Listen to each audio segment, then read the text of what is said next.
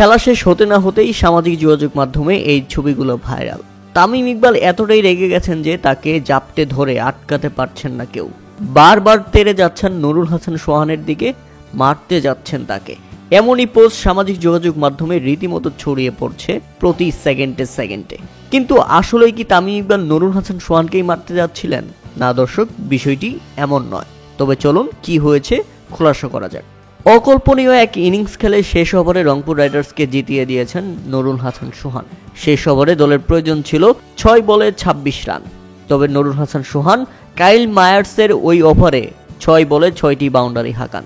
26 run প্রয়োজন হলে নুরুল হাসান সোহান নিয়ে আসেন 30 রান, যা ছিল এক কথাই অকল্পনীয়। জয়ের পর সেলিব্রেশন করছিল রংপুর রাইডার্স। তবে এর মধ্যেই সেলিব্রেশন করতেই তামিম ইকবালকে রংপুর রাইডার্সের স্টাফ পক্ষ থেকে কেউ একজন খোঁচা দিয়ে বসেন। তামিমকে কটু কথা শোনানো হয়, আর যে কথা হজম করতে পারেনি তামিম ইকবাল। রেগে ফায়ার হয়ে গিয়েছিলেন তামিম ইকবাল। শুরুতে নুরুল হাসান সোহানও তামিম ইকবালকে আটকানোর চেষ্টা করছিলেন, কিন্তু তামিম ইকবাল এতটাই রেগে গিয়েছিলেন যে নুরুল হাসান সোহান আটকাতে পারছিলেন না তামিম ইকবালকে।